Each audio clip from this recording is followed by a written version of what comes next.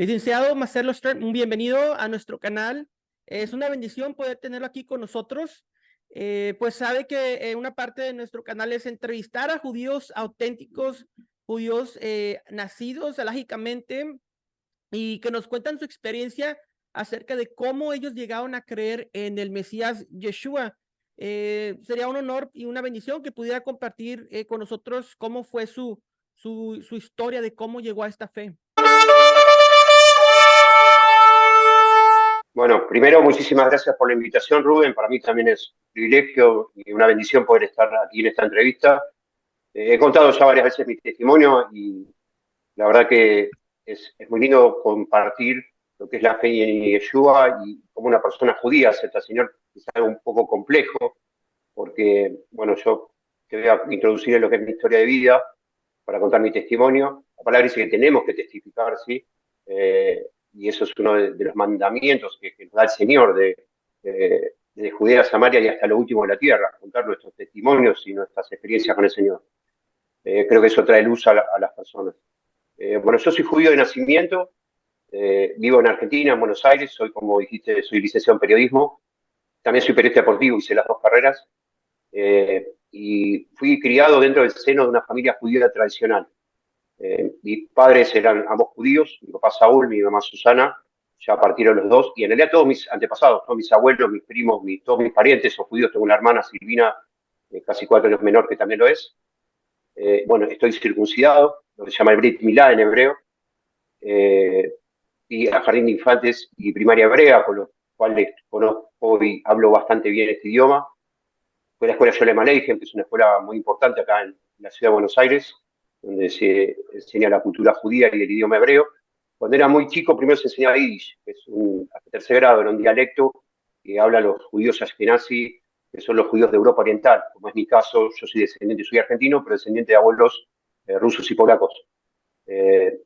Digamos, era un dialecto que pusieron en común porque cada país de Europa habla una lengua distinta. Y todavía no manejaban el hebreo, se había perdido la diáspora, la dispersión. Los sefaradíes, que son los descendientes de países como España, Sfarad, en hebreo es España, y países árabes, hablan el ladino, similar a lo que sería en este caso el yiddish, ¿sí? El yiddish es más una mezcla entre el hebreo y el alemán. Entonces, primero aprendí durante 3 años hasta tercer grado ese idioma y después ya hebreo. Y sí, todo lo que es cultura, fiestas, tradiciones, lo que es el tema de Shabbat. Estudié Torah ya desde muy chiquito, el Tanaj. Torah es lo que conocen como el Pentateuco, los primeros 5 libros de la palabra, y Tanaj sumándole profetas mayores y menores. Y bueno, me crié de esa manera, fui a muchos clubes judíos, también acá en la Argentina, en muchos clubes deportivos y sociales, jugué al fútbol en Hebraica, en Maccabi, clubes muy típicos de este país, en otros clubes también, lo que se llama la Liga PACMA, la Federación Argentina de Centros Comunitarios Macabeos. Estuve federado, inclusive 2 veces me convocaron a la selección argentina de fútbol para representar a nuestro país en lo que se llama las Macabeadas, que son las Olimpiadas Mundiales que se hacen cada 4 años en Israel, de todos los deportes, incluido el fútbol, y creo que es cada 2 años en algún país de todo lo que es Hispanoamérica. Bueno, mi infancia fue muy feliz, siempre rodeado por mis primos, que son de parte de mi mamá, de mis tíos, 5 primos varones, mi única hermana mujer, Silvina. Jugamos mucho al fútbol, vos sé que en la Argentina son muy futboleros, por eso yo iba a clubes donde practicase deportes judíos en este caso, pero a mí hice muchos amigos de ahí también. Y fui a 2 colegios, a uno del Estado a la mañana, laico, y a la tarde al colegio hebreo, porque mis padres querían que tenga un poco de una cultura amplia.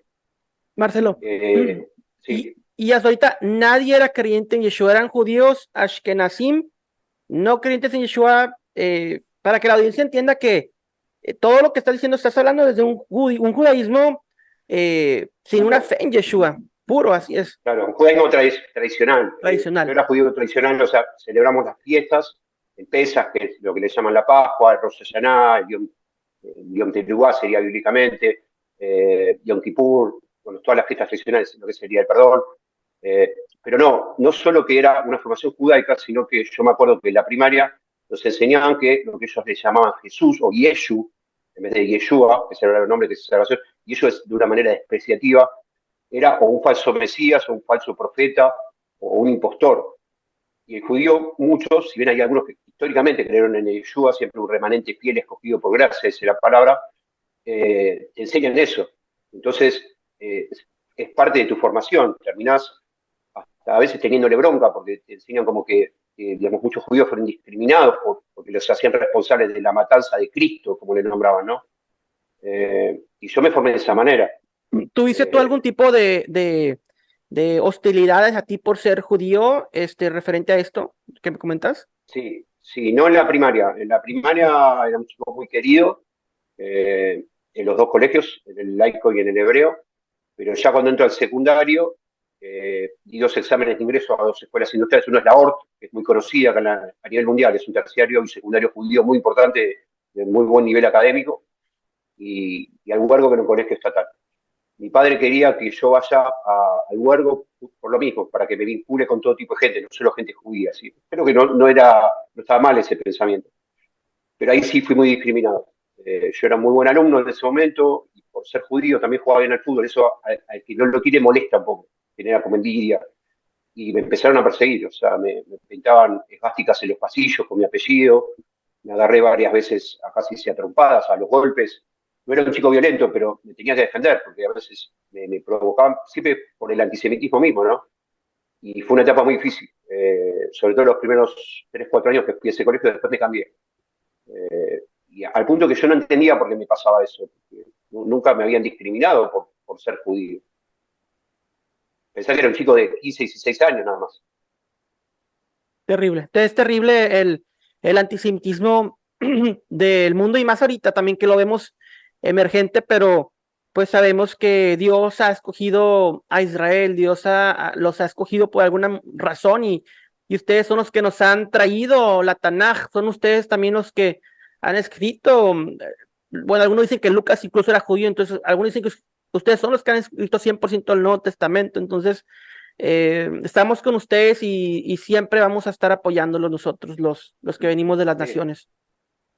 En realidad es el Tanaj y el Brit Hadashah, el pacto renovado, traducción exacta del hebreo, Brit porque Hadashah. como si hubiera un nuevo pacto, quiere decir que el antiguo caducó, y el antiguo nunca caducó, sigue vigente. La palabra se lee como una unidad, ¿no? Nosotros Así en la es, comunidad enseñamos, después te voy a hablar de eso, por pedido del Señor, la exactitud de la palabra, las raíces claro. hebreas originales. Sí, Lo sí, que sí entendí después Yirmiyahu, con el tiempo que, ¿eh? No Yirmiyahu te escuché, perdón. 31, dice Jeremías 31, Ah, Brit sí, Hadashah. amén, amén, exacto, sí, esa es la traducción exacta. Y cómo se llama en el hebreo original. Entonces, después entendí con el tiempo, Rubén, que lo que me estaba pasando en realidad era un plan de Dios, ¿no? Toda esa persecución, ese maltrato, me hizo muy valiente también, porque yo era de enfrentar la situación, pero era un plan para que después me fue acercando con el tiempo a Yeshua, porque te das cuenta que siempre la solución a todo es encontrarte con el Señor y seguirlo. El tema es que en ese momento no lo comprendía y me fue marcando psicológicamente, porque como era tan chico yo siempre era de chico muy, muy divertido, muy hacía imitaciones de personajes de la tele, siempre hacía algún chiste. Y esa etapa me hizo volverme más para adentro, más retraído, ¿no? Por este tipo de maltrato que había tenido. Entonces, fue una etapa donde la pasé mal. Pero después, ya una vez terminado el secundario, hago un viaje a Israel en el año 89, se llama Planta Pus, que es decir naranja en hebreo, donde fuimos con 11 chicos y 11 chicas un mes a un kibutz, una granja agrícola, que es donde ahora fueron los atentados del Hamas, ¿no? Fue terrible, se metían en granjas donde había viviendas y mataban a cualquiera, todo planificado. Y un mes paseando por todo el país. Y mis padres estaban bien económicamente, me lo pudieron pagar ese viaje, lo disfruté mucho, pero yo estaba un poco retraído todavía, era como que me costaba en ese momento sociabilizarme, no entendía por qué mi esencia no podía salir, era por este maltrato que había sufrido, que además no lo contaba en casa porque en la etapa era adolescente, no estaba bien visto que vos no te defiendas solo, era un poco más, el hombre quería ser bien hombre, ¿no? Entonces yo por eso me la arreglaba solo y no contaba en casa lo que a mí me pasaba. Y bueno, lo que pasó es que después de ese viaje, al poco tiempo, empiezo un terciario de diseño gráfico, la ORT, un terciario judío, que antes lo mencioné, hice la mitad de la carrera, estaba un poco ya cansado de dibujar porque había ido a una escuela industrial, entonces, y siempre mi vocación real fue el periodismo, que no lo había empezado por un mandato de mi padre, que me decía, en esa época no estaba tan prestigiado. Entonces, elegí otra cosa, cuando termino me meto en una empresa de ventas, En muy poco tiempo, en un año y medio, llegué a su gerente de ventas, llegué a tener casi 10 personas a cargo mío, y ahí sí, de a poquito la esencia iba volviendo, pero ¿qué pasa? Ahí viene un punto clave. En un momento era una empresa muy competitiva, yo le estaba haciendo sombra a gente, gerentes, sugerentes mucho más grandes que yo, de 40 años, yo tenía 23, y no les gustaba que les ganen competitivamente, y me inventan una mentira. La directora en ese momento, esposa del director, dijeron que yo la quise seducir, no fue real, nunca pasó eso. Y me hicieron para, como decían las niñas, sacarme de la cancha, para sacar un competidor de encima, ¿no? Y bueno, me echaron injustamente. Me hace acordar un poco la historia de José, bíblicamente, ¿no? José Egipto, que injustamente casi lo matan y lo meten preso por la mentira de Potifar. Y bueno, ahí sí pasó, perdí todo, porque yo había dejado de estudiar, dejé la empresa y mi mundo era ese, ganaba muy buen dinero. ¿Y qué pasó? Sufrí un estrés laboral muy fuerte y una internación psiquiátrica. Estuve un mes en una clínica privada y ahí se empieza a complicar y en realidad empieza mi acercamiento real al Señor. Cuando vos entras en ese circuito de internaciones es muy difícil salir porque cuando empezás a estar mejor, te empiezan a sacar medicamentos, yo quería volver a estudiar y no podía, me costaba concentrarme, entonces tenía recaídas, empezaba a agarrar depresión. Y estuve así como 5 o 6 internaciones. Hasta que en un momento, en la última, una de las últimas creo que fue, que ya en el Hospital Álvarez, porque no tenía, mi familia ya no tenía dinero, era muy caro todo eso para pagar una clínica privada, entonces fui a un hospital público. Había 2 chicos que estaban estudiando para pastores en la iglesia cristiana que acá es muy conocida, Rey de Reyes, que es del pastor Freyson, en el barrio de Belgrano. Nada que ver con mi crianza, nada que ver con mi mundo, ¿no? Pero yo ya estaba jugado, o sea, había probado con médicos, con psiquiatras, con psicólogos, con cualquier cosa, con el tarot, con la borra de café, yo no sé a dónde buscar una solución.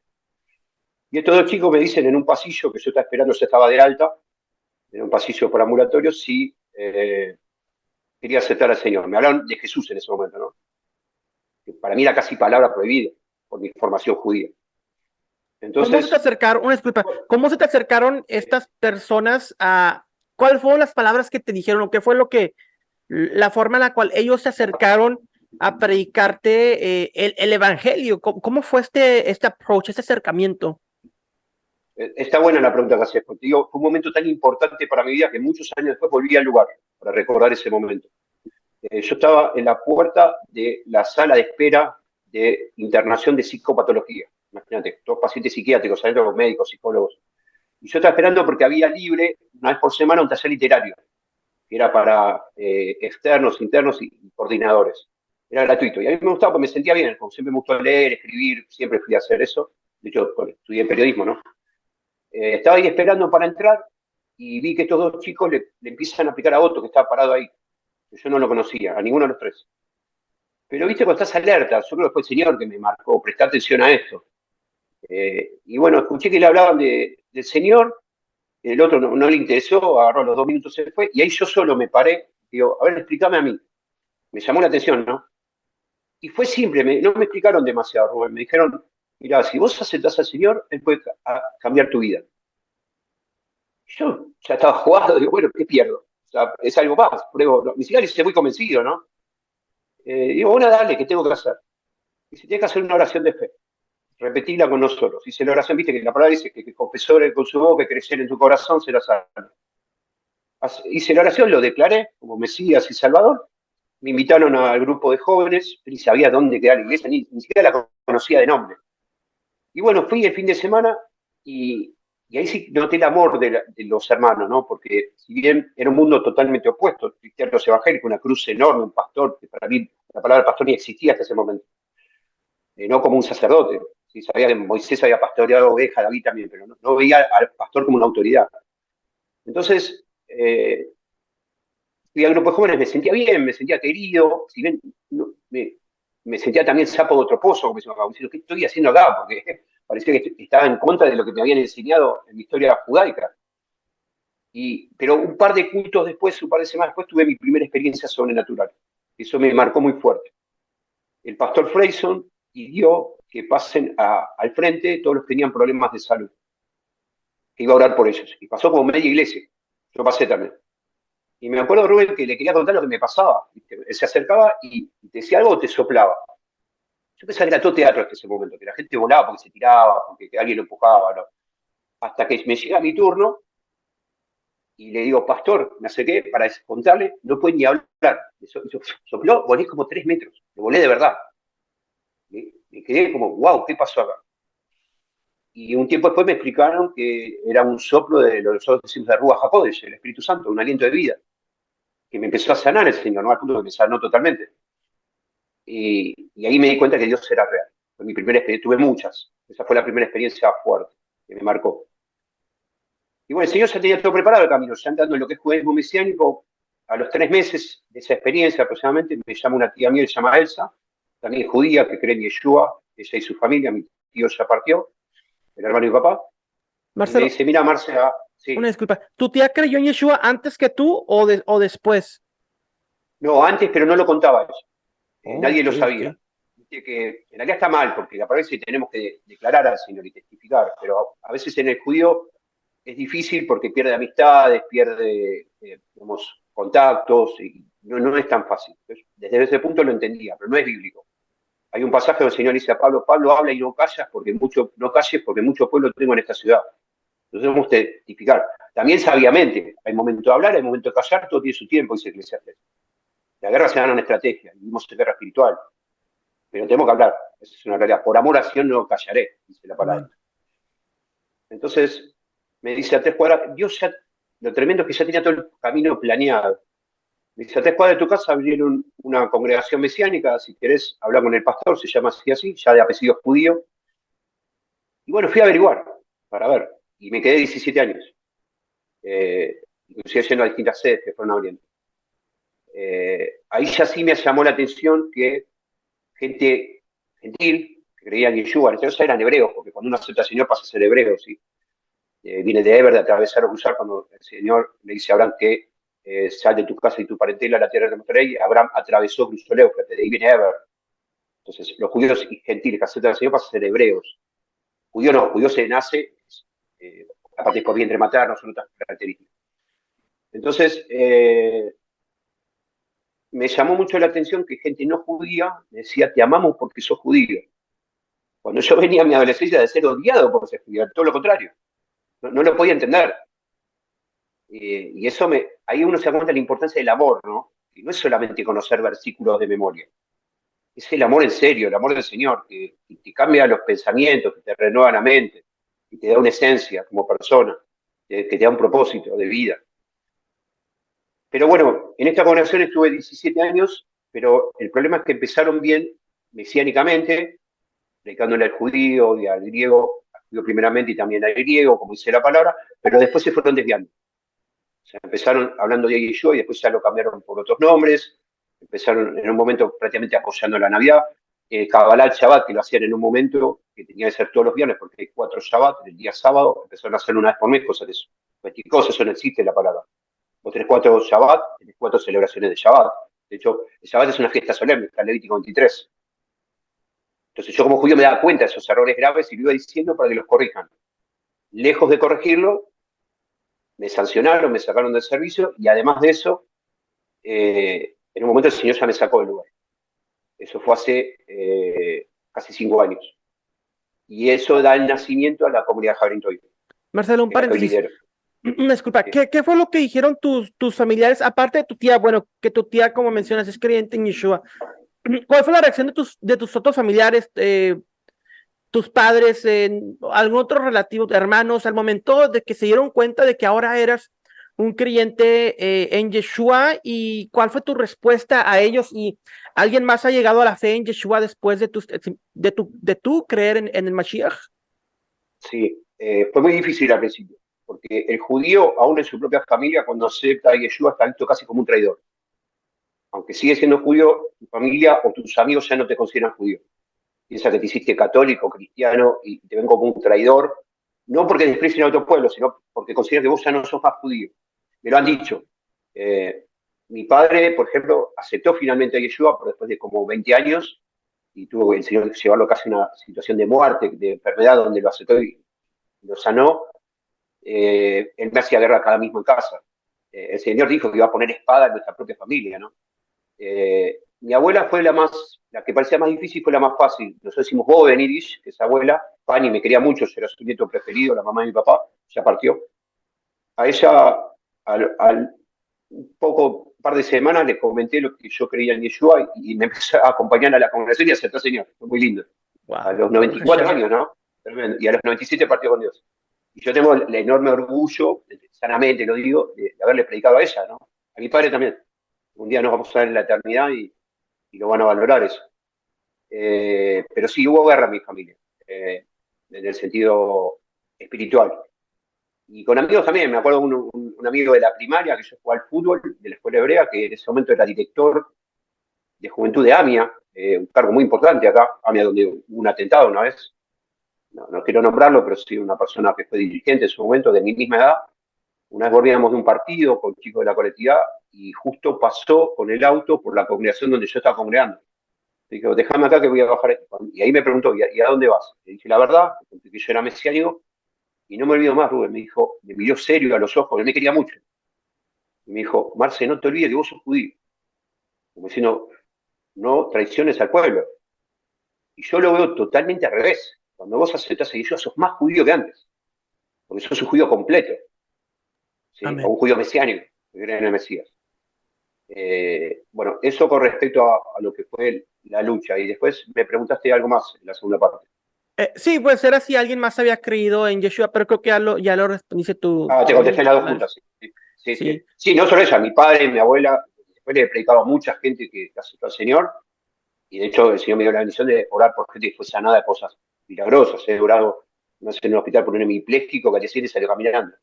Eso lo hace el Señor, fue muy fuerte. amén, amén. Sí, entonces fundas Javerim Tobim, ¿correcto? Llegas el momento en el que el Señor te llama a crear tu propia comunidad. En la Navidad, justamente, Sí. la mujer del pastor pone una placa en Facebook, un anuncio, una cita, donde dice Jesús es Navidad. Yo no lo podía creer, porque ellos nos enseñan, primero que no se llama Jesús, que es Yeshua. La palabra dice que hay un único y verdadero nombre, sobre todo nombre dado a los hombres. Hay uno solo, único y verdadero, y es Yeshua, que es salvación. No se llama ni Jesús, ni Jesucristo, ni Yahushua, como algunos le dicen. Hay uno solo. Si no diría que hay dos o tres, pero hay uno. Segundo, que no nació en esa fecha, nació aparentemente en Sukkot, que el arbolito de Navidad donde hacían, se ponen esos bolitas de colores, eso se hacía en la antigüedad orgías, los pueblos paganos, y las bolitas de los colores representan los testículos de los toros, donde se consagraban cosas a Astarot, que era la diosa de la fertilidad, una diosa pagana. El Señor aborrece todo eso. No es festejo algo lindo porque Papá Noel no existe, ¿sí? Estamos ofendiendo al Señor. Entonces, si vos pones algo en Facebook, de hecho, el pastor de esa congregación había escrito un libro, un estudio que todos lo compramos, que está en Escuela de Líderes y los discípulos comunes, y el pueblo lo había comprado, se llama Navidad, Fiesta o Abominación. Bueno, donde él explicaba bíblicamente que la Navidad era abominación. Unos años después estaba respaldando la Navidad. Esas incoherencias, y yo sinceramente no aguanté. Entonces, si pones en Facebook, le estás dando pie a comentar, porque hay una solapa para comentar. ¿Y qué puse? Esto no es lo que ustedes mismos nos enseñaron. Imagínate, Rubén, se armó casi la tercera mundial, porque yo tenía 17 años ahí, era un peso más o menos importante, uno de los pocos judíos que se tenía ayuda que les quedaban. En la escuela libre está sirviendo con el periodismo, está dando las fiestas en hebreo, o sea, me conocían mucho. Quito el tema de amor, yo lo sigo amando a ellos, ¿sí? Pero hablemos verdad. Pablo que decía, si yo quisiera agradar a los hombres y no al Señor, no sería servo Mesías. O sea, ¿a quién queremos agradar? Bueno, me convocaron 3 días después a las oficinas, que quedaban en el barrio de Once, me sancionaron, yo sabía que me iban a sancionar, y me acuerdo de mi descargo, me preguntaron si quería decir algo antes de que tome la sanción. Y le dije así, eran dos pastoras, obviamente no existe el título de pastora, otro tema más. Digo, mira, esto es muy simple. Si ustedes me demuestran que Jesús es Navidad, usé como una estrategia de Elías, se burlaba del enemigo, Elías, ¿no? Si ustedes me demuestran que Jesús es Navidad, como publicaron, el año que viene yo vengo acá en Navidad vestido de Papá Noel. Pero demostrármelo. No me demuestras que es así, yo me vengo vestido de Papá Noel. Imagínate, una pastora, que le llamaban pastora, se mordió, nunca vi tanto odio en una persona. Se mordió en los dientes, porque también hay una idolatría a los directores. ¿sí? Entonces, bueno, me sacaron al servicio y ese fue mi último día y yo sabía que nunca más iba a volver. Con mucho dolor, porque yo me había formado en ese lugar mesiánicamente. Volví en el colectivo llorando, lo que puse en el bus, llegué a mi casa y me puse a clamar, no sabía qué hacer. Señor, ¿a dónde voy? Porque yo tengo un llamado muy judío mesiánico, soy judío, creo en ello.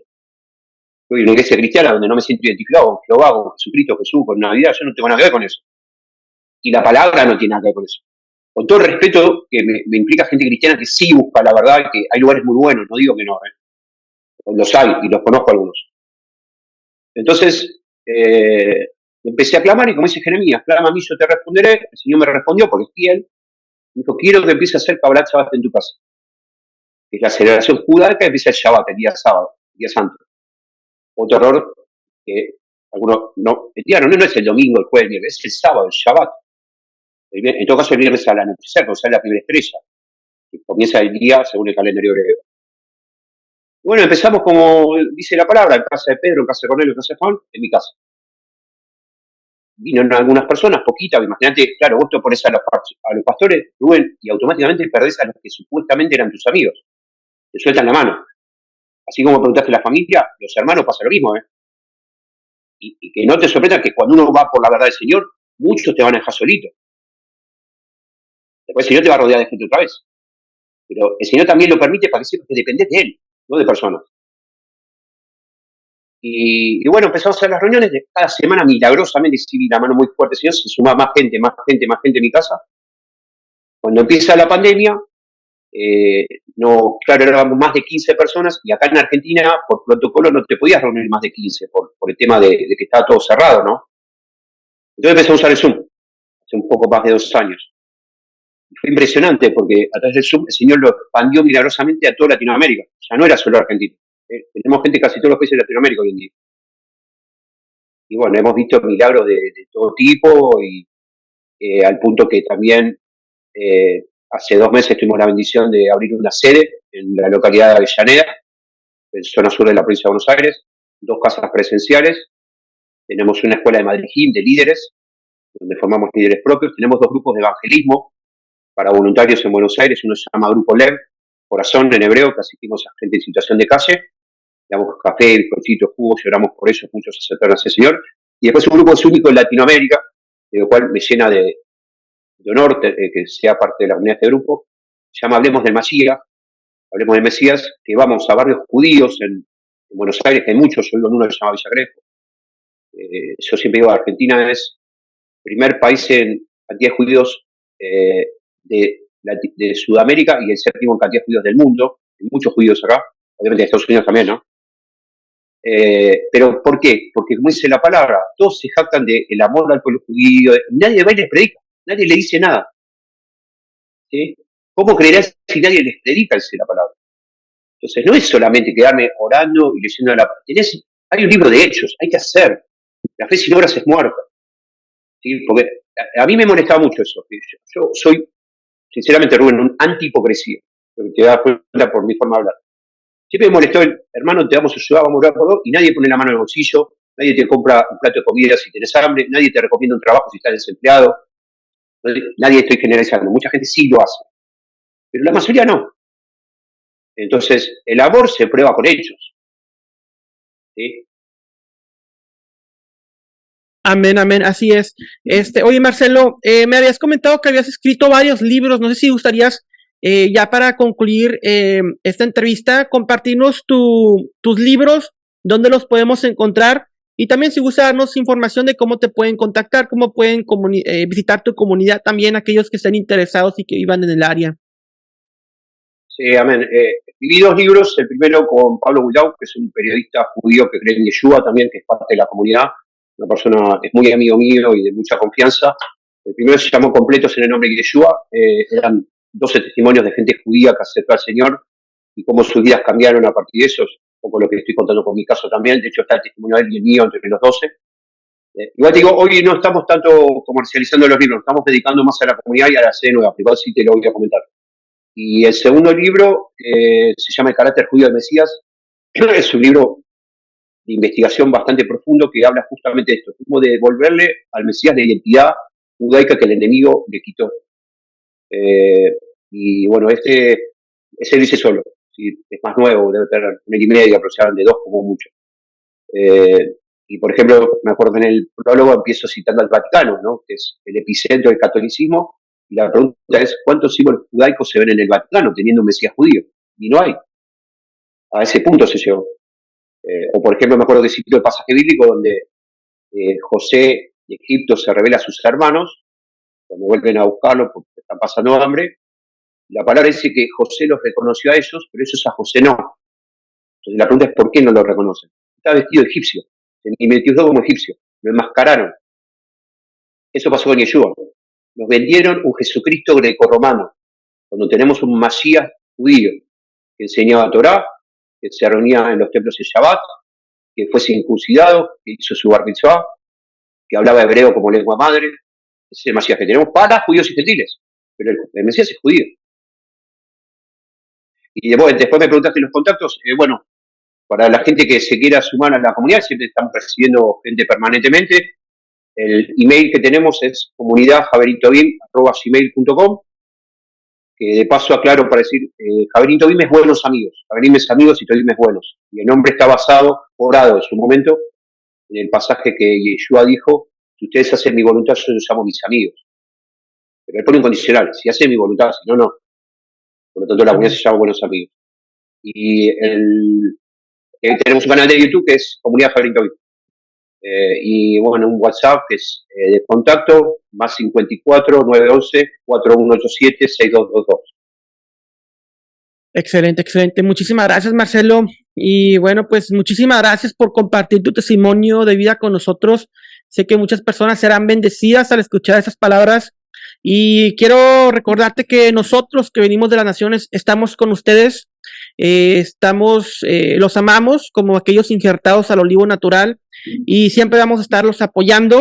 Y que ese Mashiach Ben Yosef, como tú mencionas, escondido con esas túnicas, con ese tono egipcio, se ha revelado al pueblo de Israel como Mashiach Ben David, aquel judío, aquel hijo de Jacob, aquel verdadero descendiente de Abraham y como en realidad es nuestro Mashiach divino, y que cada vez más y más Yehudim crean en él y esperamos su regreso ansiosamente. Amén, amén. Y yo lo que quiero pedir en este momento, Rubén, si me permitís, tan crítico de Israel por esta guerra terrible que están pasando, tan injusta y tan sangrienta y sanguinaria, que como dice la palabra, no dejemos de orar por Israel. Hay pasajes que hablan de eso, orar por la paz de Jerusalén, de que Jerusalén sean prosperados los que te aman. O sea, hasta hay una promesa de prosperidad a los que oran y aman a Israel. Pero además es realmente necesario, porque la oración mueve la mano del Señor. Nosotros tenemos un potencial y unas armas espirituales que a veces no usamos, que derriban toda fortaleza, dice la palabra. Y a veces uno quizás ve conflictos lejanos. Yo tengo hasta parientes, conocidos, más que parientes, que están hasta en el frente de batalla. Algunos murieron, algunos fueron secuestrados. Pero uno quizás pues igual yo muy lejano, estoy en Estados Unidos, estoy en Colombia, estoy en Venezuela. Sin embargo, tenemos un rol protagonista, porque si oramos, podemos hacer que el Señor mueva su mano. Y es todo lo que necesitamos, que el Señor mueva su mano. ¿Sí? Amén. Y Dios quiera que esto sirva para que muchos judíos se acerquen a Yeshua y muchos no judíos también, aún gente del Hamas, que también necesitan la salvación. Ellos no lo saben, pero la guerra no es el camino, nunca.